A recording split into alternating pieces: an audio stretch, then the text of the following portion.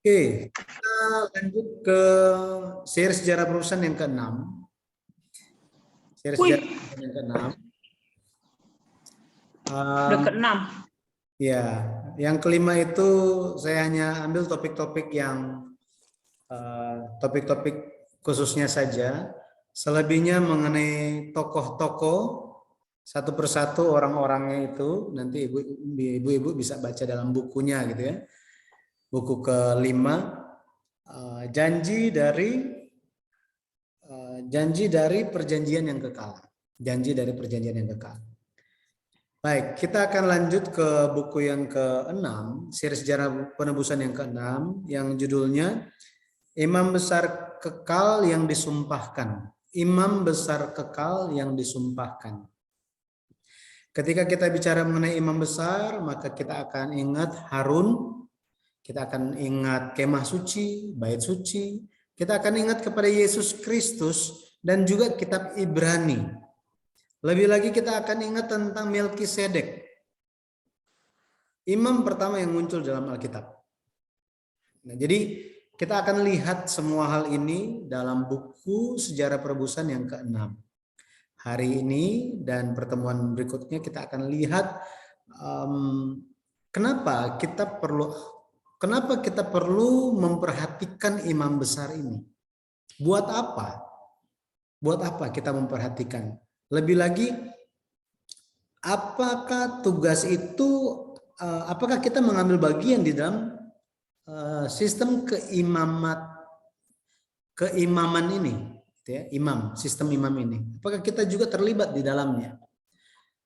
Maka tema pertemuan pertama di dalam buku sejarah perusahaan seri yang ke-6 ini, seri ke-6 yang ditulis oleh Pendeta Abraham Park, yaitu perhatikanlah tahun-tahun keturunan yang lalu, tanyakanlah. Kita baca dulu. Ulangan 32 ayat 7. Oke, ada di sini, kita baca ya. Mari kita baca.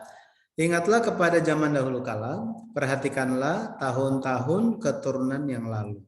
Tanyakanlah kepada ayahmu, maka ia memberitahukannya kepadamu. Kepada para tua-tuamu, maka mereka mengatakannya kepadamu. Alkitab, kalau kita lihat secara teologis, ada perjanjian lama dan perjanjian baru. Perjanjian lama dan perjanjian baru ini, Alkitab ini jika dikompres, kita bisa menemukan perjanjian lama.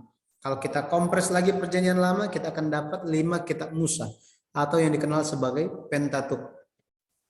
Pentatuk ini. Tetapi Pentatuk ini, jika kita melihat kesimpulan dari Pentatuk itu biasa kesimpulan paling akhir kan? Maka kitab Ulangan merupakan kitab yang penting untuk kita perhatikan. Kitab Ulangan. Kenapa? Kitab Ulangan ini merupakan firman yang berisi firman yang disampaikan tepat sebelum Israel masuk ke tanah Kanaan. Sebelum mereka masuk ke tanah Kanaan, ada hal-hal yang mereka perlu pelajari, ada hal-hal yang harus mereka konfirmasi, ada hal-hal yang perlu mereka perhatikan dan ingat. Kalau enggak bisa perhatikan, enggak bisa ingat, tanya. Ada yang bilang kan, malu bertanya sesat di pikiran kita. Bukan cuma sesat di jalan, tetapi sesat semuanya. Kenapa?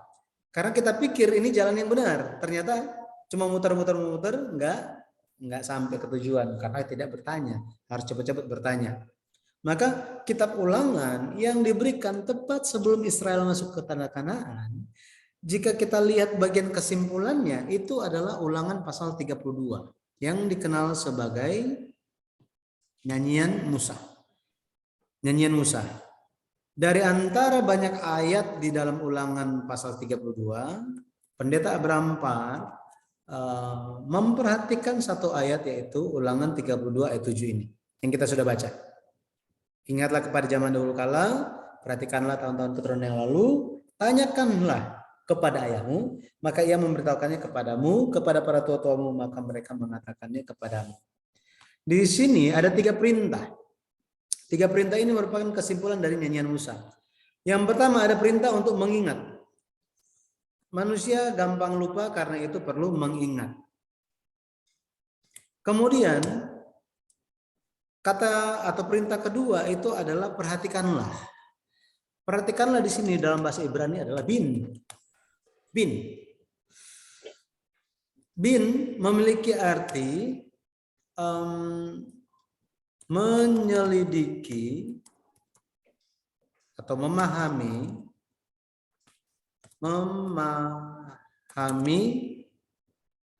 sampai memperoleh kesadaran. Kemudian kata bin ini juga memiliki makna memahami sampai pada titik bisa mengajarkannya lagi. Ini kata bin memiliki makna ini. Jadi perhatikan dan memahami sampai-sampai kita bisa ajarin cerita kepada orang yang lain. Tentang apa? Tentang tahun-tahun dan keturunan yang lalu. Ini bicara mengenai apa? Ini bicara tentang silsilah.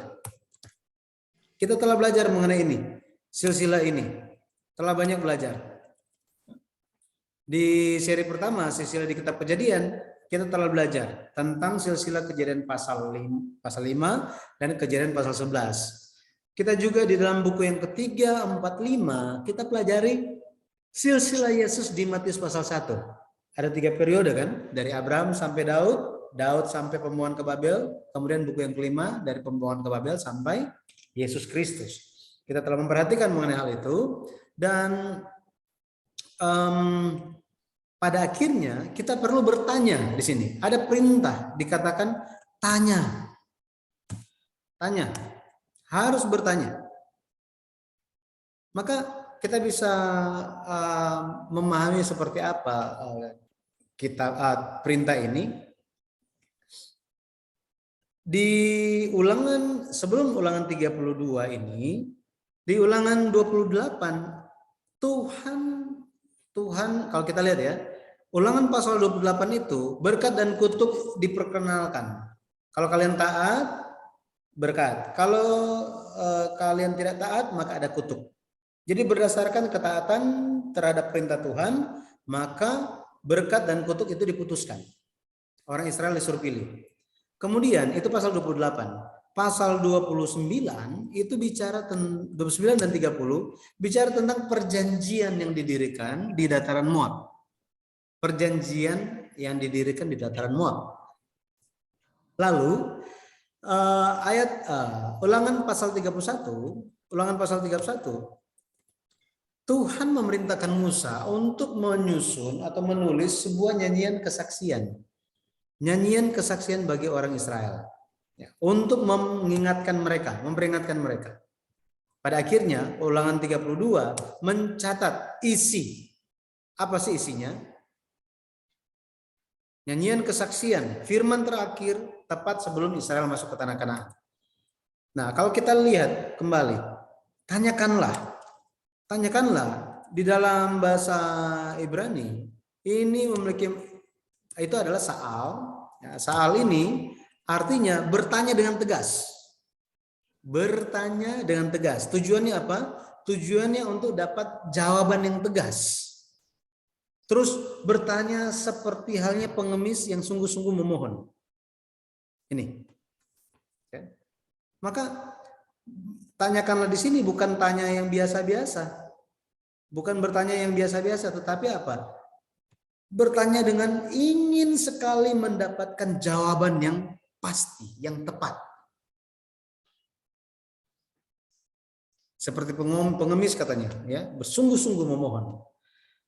Kalau kita perhatikan perintah ini, ya, perintah tanyakanlah, kan dibilang, ingatlah kepada zaman dulu kala. Perhatikanlah silsilah.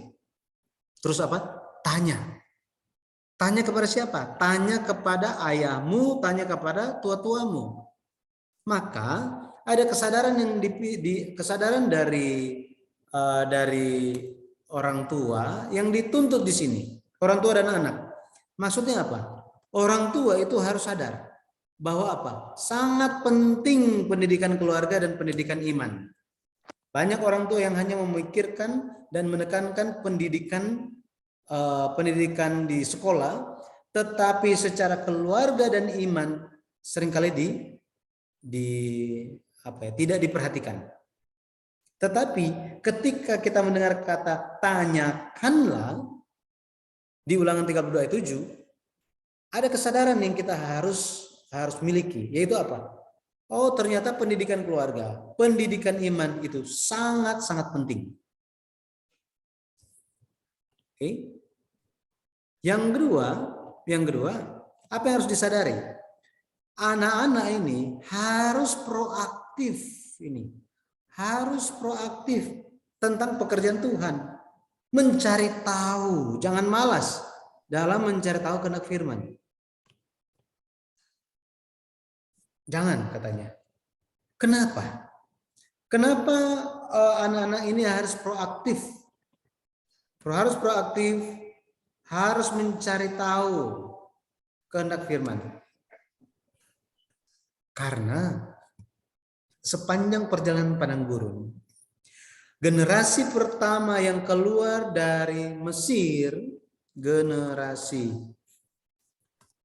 pertama yang keluar dari Mesir, berapa jumlahnya? Bisa lihat di Bilangan 1 ayat 46. Jumlahnya ada 603.550 orang laki-laki. Laki-laki berusia 20 tahun ke atas dan bisa berperang.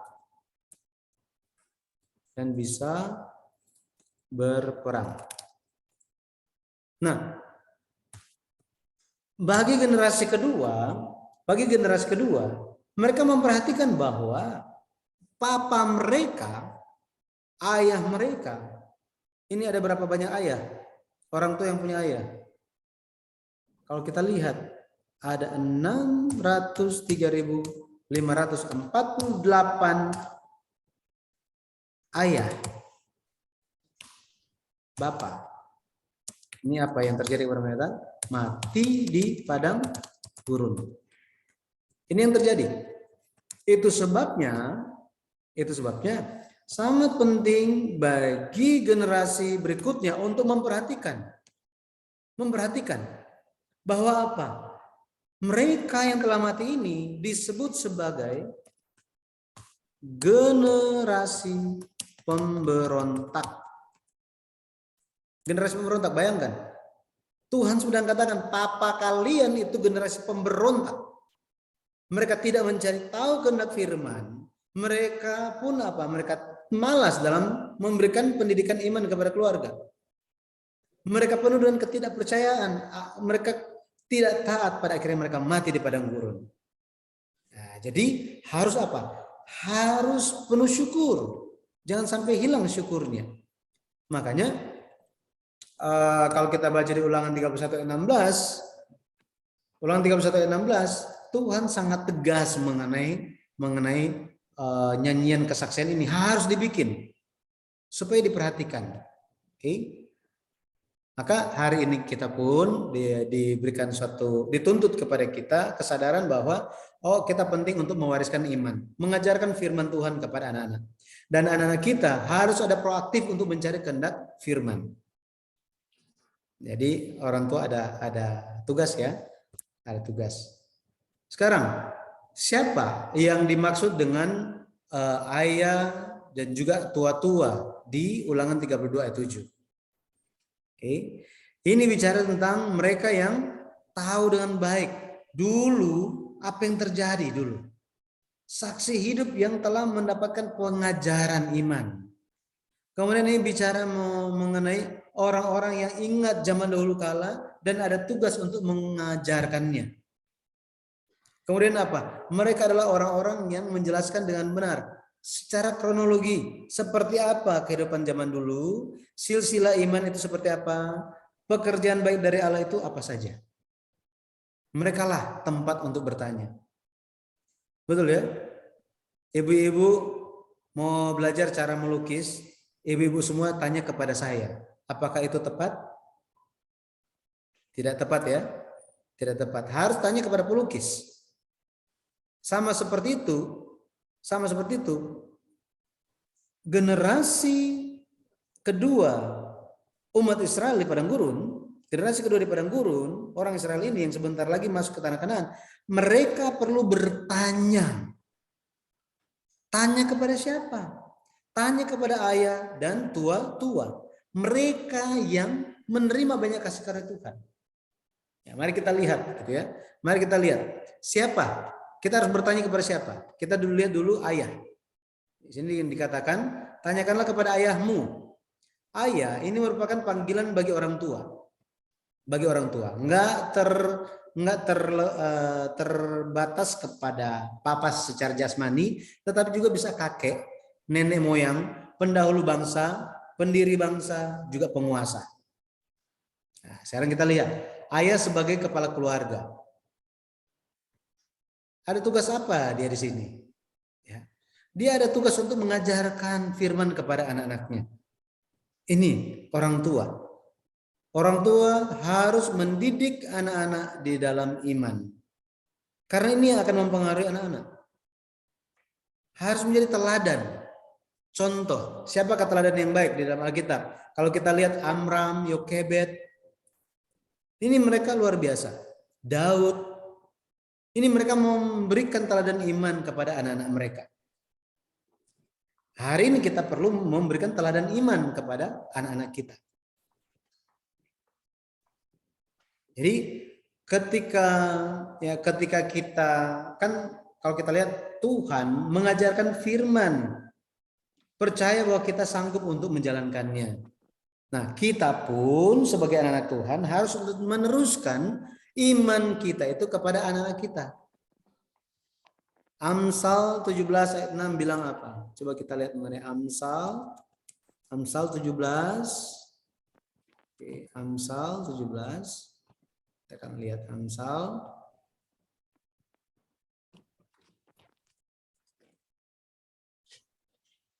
Lihat ya, Amsal.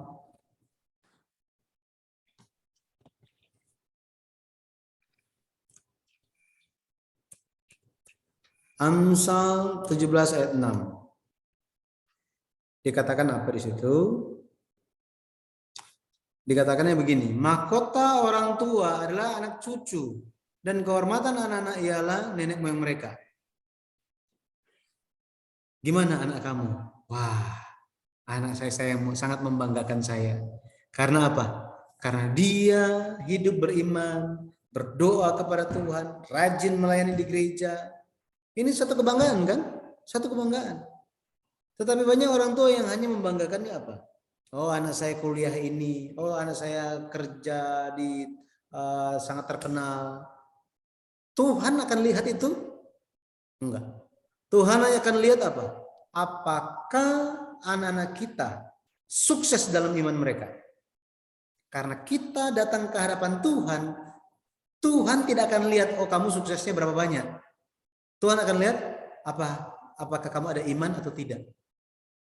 Nah, makanya ini menyadarkan kita bahwa mahkota orang tua adalah anak-anak cucu. Anak cucu.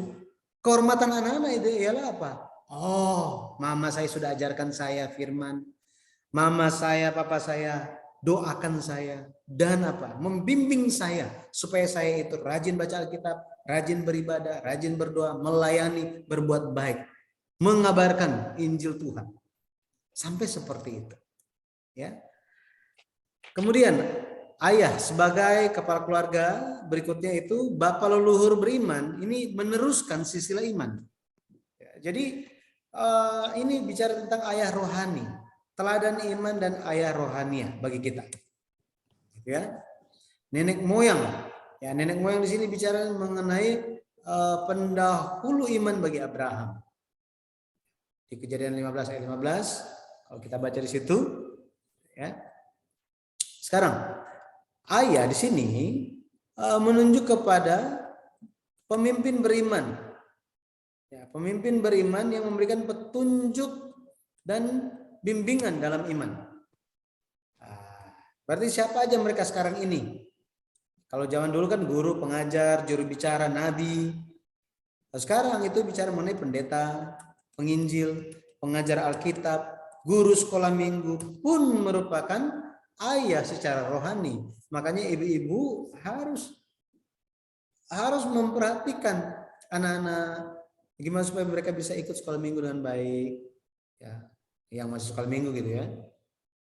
Dan harus support guru-guru sekolah minggu di dalam pelayanan mereka, karena mereka melayani dengan sukarela, volunteer untuk apa? Mengurus anak-anak jemaat.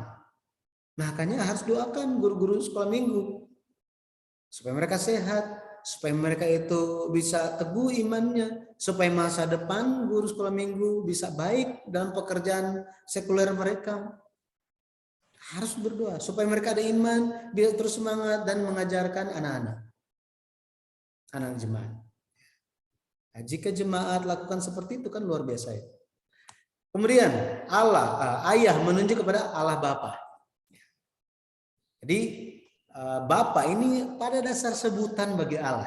Sebutan bagi Allah. Ulangan 32 ayat 6, Yesaya 64 ayat 8 bicara seperti ini.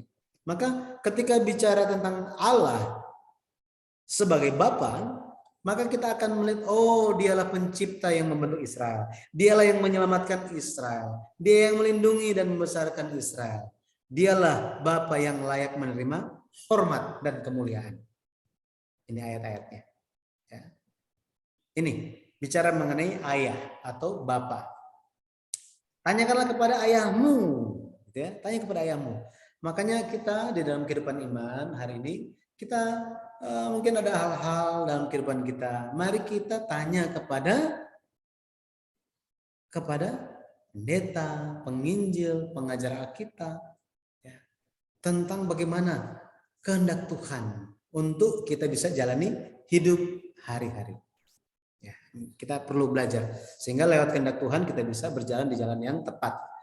Kemudian tua-tua, tanyakanlah kepada tua-tuamu juga.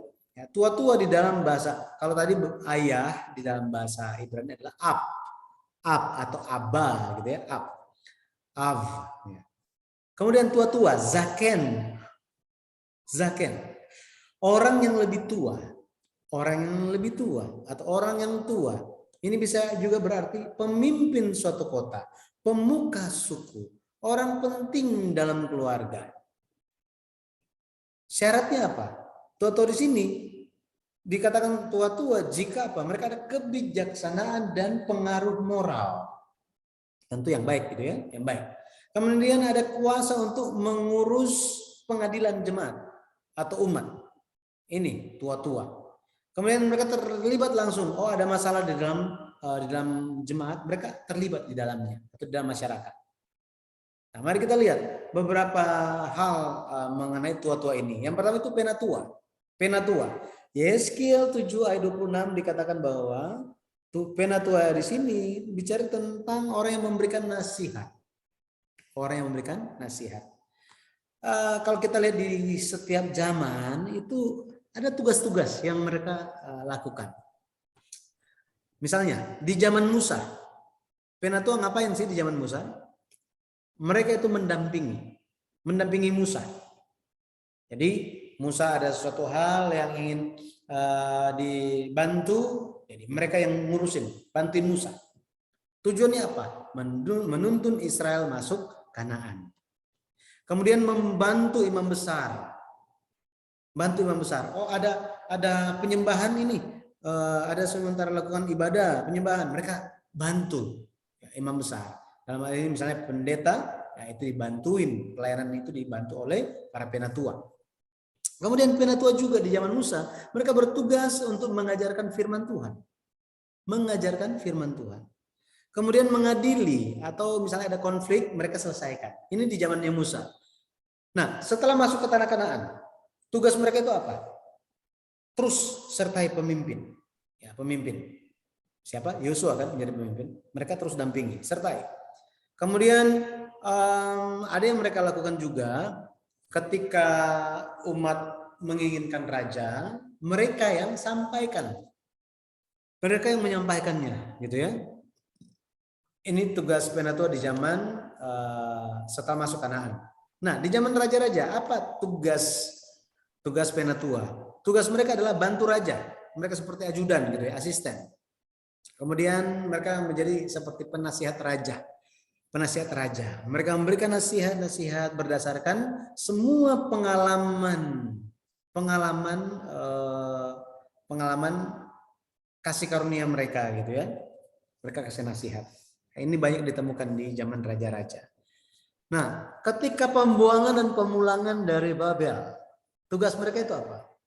Nah, kita telah belajar di buku yang kelima, mereka dibuang ke Babel, kemudian dipulangkan kembali ke Yerusalem kan? Nah, tugas penatua apa? Itu adalah mengajarkan firman Allah. Ajarkan firman, kemudian membesarkan orang kudus dengan firman. Jadi bukan cuma satu kali ngajar, tetapi membimbing mereka dalam firman. Jadi penatua, yang pertama itu bicara tentang penatua. Kemudian tua-tua ini juga bicara tentang imam-imam dan orang Lewi. Imam-imam dan orang Lewi. Nah, sini semakin kita kerucutkan gitu ya. Zaken secara khusus Zaken menunjuk kepada pemimpin Israel yang dapat mengajarkan firman Tuhan secara langsung. Jadi ajarkan firman Tuhan secara langsung, kemudian meneruskan iman perjanjian. Ini. Jadi bukan cuma mengajarkan firman, tetapi harus apa? Harus pastikan generasi selanjutnya itu telah menerima iman perjanjian. Apa sih iman perjanjian? Iman perjanjian bahwa apa? Bahwa Mesias akan datang dan menyelesaikan segala perkara. Menyelesaikan masalah dosa, menggenapkan setiap firman. Sama hari ini juga. Kita perlu menjadi pemimpin-pemimpin. Dan pemimpin-pemimpin ini adalah orang-orang yang mengajarkan firman Tuhan dan meneruskan iman perjanjian. Ini tugas pendeta. Tugas pendeta, gitu ya. Nah, imam, orang Lewi, mereka adalah pelopor rohani. Pelopor rohani artinya apa? Mereka yang pertama-tama memimpin umat dengan firman Tuhan. Dengan apa? Firman Tuhan mimpinnya. Imamat 10 ayat 11, Ulangan 33 ayat 10. Kemudian imam dan orang Lewi bagi Israel itu adalah mereka yang mempertahankan perjanjian Tuhan sampai akhir. Meskipun satu bangsa kehilangan iman, tetapi imam dan orang Lewi tidak boleh kehilangan iman. Tidak boleh. Ya. Mereka adalah orang yang menyadari betapa pentingnya perjanjian itu, betapa pentingnya iman, betapa pentingnya percaya kepada Allah, betapa pentingnya firman Tuhan. Dan mereka apa? Mempertahankannya sampai akhir. Sampai akhir. Luar biasa. Ya. Imam dan orang Lewi juga, mereka adalah orang yang membangkitkan pemulihan iman saat krisis yang paling ekstrim. Krisis yang paling ekstrim. Jadi ketika iman itu nyaris hilang di Israel, tetapi mereka tampil dan memulihkan iman itu.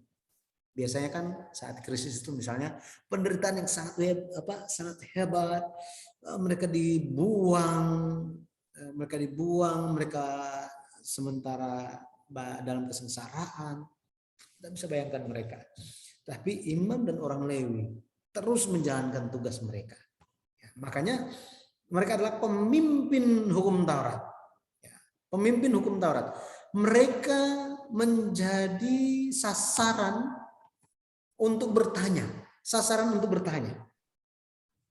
Mereka yang dimaksud oleh Abraham ketika mereka yang dimaksud ketika firman Tuhan berkata jalan yang dahulu kala. Jalan yang dahulu kala. Ya. Pendeta Abraham 4 bilang seperti ini dalam bukunya. Dikatakan begini. Saya gedein supaya semua bisa lihat. Bagi Zaken, tua-tua, firman Tuhan bukanlah pengetahuan semata, melainkan merupakan hikmat yang hidup dan yang berakar. Pengetahuan merupakan hikmat yang hidup yang berakar dalam hidup mereka. Jadi bukan cuma pengetahuan, tetapi apa? Menjadi akar hidup mereka. Akar hidup mereka. Menjadi hikmah. Di sini kita bisa tahu bahwa mereka adalah orang-orang yang takut akan Allah. Kenapa? Karena takut akan Allah adalah permulaan hikmat. Betul ya? Jadi inilah umat Tuhan harus giat bertanya. Sambil mereka bertanya, mereka harus hormati zaken ini. Mereka harus menghormati para tua-tua, penatua, para imam dan juga orang Lewi. Harus menghormati. Imamat 19 ayat 32, Amsal 16 ayat 31, Amsal 20 ayat 29. Kesimpulannya di Ulangan 4 ayat 32 dikatakan apa? Coba kita lihat. Ulangan 4 ayat 32. Ulangan 4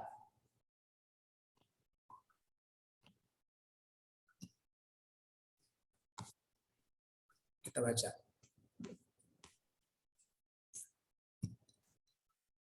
Ayat 32 bilang begini. Sebab cobalah tanyakan dari ujung langit ke ujung langit tentang zaman dahulu yang ada sebelum engkau. Sejak waktu Allah menciptakan manusia di atas bumi. Apakah ada pernah terjadi sesuatu hal yang sedemikian besar? Atau apakah ada pernah terdengar sesuatu seperti itu? Katanya. Nah di sini kita bisa perhatikan bahwa harus bertanya. Bertanya apa katanya? Bertanya dari ujung langit ke ujung langit tentang zaman dahulu kala. Loh, kok bertanya dari ujung langit ke ujung langit katanya? Ini merupakan ekspresi yang memiliki makna. Kita perlu datangi lokasi pengalaman iman. Pengalaman iman, lokasi pembuktian fakta bersejarah, dan tanya kepada siapa? Tanya kepada pekerjaan besar yang Allah lakukan. Bisa bayangkan ini. Ekspresinya kan agak aneh. Masa kita mau bertanya dari ujung langit ke ujung langit? Jadi ujung langit itulah menjadi sasaran kita bertanya. Target kita bertanya. Kalau misalnya kita bilang, oh tanya kepada pendeta, gampang kan? Gampang. Tanya kepada penginjil, gampang. Tanya kepada penatua ini, gampang kita mau bertanya. Tetapi ekspresi Alkitab katakan tanya dari ujung langit ke ujung langit. Artinya apa? Artinya kita perlu datang ke lokasi pengalaman iman itu, kemudian apa? Lihat pembuktian fakta bersejarah dan tanya kepada pekerjaan besar yang Allah lakukan. Artinya kita perlu bertanya kepada Alkitab. Ini kita perlu bertanya kepada Alkitab dan Alkitab akan menjawab. Seperti ini. Kita perlu bertanya kepada penyelenggaraan sejarah penebusan dari Allah. Harus tanya. Sehingga lewat itu bisa dinyatakan, bisa dijawab kepada kita. Nah, maka bagi kita semua keturunan Abraham, jangan kita berhenti untuk mengingat. Jangan kita berhenti untuk memperhatikan. Jangan berhenti untuk bertanya. Melainkan apa? Harus ajarkan itu kembali. Sebagai tugas siapa? Zaken di hari akhir. 1 Petrus 2 ayat 9 kan? 1 Petrus 2 ayat 9 dikatakan bahwa kita semua adalah imamat ranjani. Artinya kita semua telah mengambil bagian dalam tugas pelayanan untuk sampaikan firman Tuhan kepada orang-orang banyak. Jadi jangan cuma suka mendengar. Banyak orang suka mendengar tetapi tidak sampaikan lagi. Kita harus sampaikan lagi. Betul ya? Ada orang-orang yang lain yang nggak ada kesempatan untuk mengikuti pelajaran ini. Ibu-ibu perlu ceritakan kepada mereka. Seperti ini. Kita harus melatih tugas kita sebagai zaken. Saya percaya kita semua adalah zaken. Kalau enggak, firman di Ulangan 32 ayat 7 bukan untuk kita. Tetapi bukankah seluruh firman dalam Alkitab, Ulangan 32 ayat 7 juga adalah firman untuk kita? Amin kan? Amin. Jadi mari kita menjalankan alasan tugas yang menjadi alasan kenapa kita dipanggil Tuhan. Ulangan 18 ayat 18 sampai 19, kita lihat ayat. Bukan ulangan. Kejadian. Oke, Kejadian. Mari kita lihat Kejadian 18. Kita akan lihat Kejadian 18 ayat 18 dan 19. Coba kita lihat. Mari kita baca. Ya, kita baca ayat ini. Bukankah sesungguhnya Abraham akan menjadi bangsa yang besar serta berkuasa, dan oleh dia segala bangsa di atas bumi akan mendapat berkat. Sebab aku telah memilih dia supaya diperintahkannya kepada anak-anaknya dan kepada keturunannya, supaya tetap hidup menurut jalan yang ditunjukkan Tuhan dengan melakukan kebenaran dan keadilan, dan supaya Tuhan memenuhi kepada Abraham apa yang dijanjikannya kepadanya. Sekarang, jika hal ini ditanyakan kepada ibu-ibu semua, oh, bukankah Tuhan telah pilih ibu-ibu supaya lewat ibu-ibu diajarkan kebenaran, keadilan Tuhan, jalan-jalan Tuhan kepada anak-anak? Bukankah ini pesannya? Supaya berkat Tuhan, janji Tuhan kepada Abraham bisa digenapi ke dalam keluarga ibu-ibu semua. Mana mungkin kita kalau ditanya seperti itu terus kita bilang, itu kan tugas suami saya. Betul ya? Apakah suami kita yang akan menggenapi firman ini? Kapan menurut ibu-ibu? Firman Tuhan tentang tugas panggilan Abraham yang menjadi tugas panggilan dari seluruh keturunan Abraham yang percaya Yesus. Kapan tugas ini digenapi dalam keluarga kita? Nah, jadi mari kita mulai. Mulai kapan? Mulai hari ini. Kita bagikan firman Tuhan yang telah kita terima, kita sampaikan kepada mereka, sehingga keluarga kita pun bisa diperkuat imannya. Diperkuat imannya. Karena ketika kita berdiri di hadapan Tuhan, oh ya, saya ada di sini karena mami saya.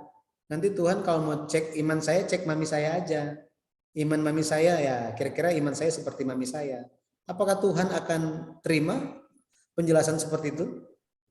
Enggak. Tuhan akan lihat setiap orang iman masing-masing. Ini dilihat iman masing-masing dilihat. Jadi saya berdoa dalam nama Tuhan Yesus Kristus, kiranya kita semua bisa menjalankan tugas sebagai zaken, meskipun belum tua secara umur, tetapi secara rohani. Secara kelihatan kan belum tua. Ibu-ibu masih muda semua. Amin ya. Amin, amin, Pak. Oh, amin. Tetapi kita secara rohani harus zaken. Betul ya? Harus menjadi zaken.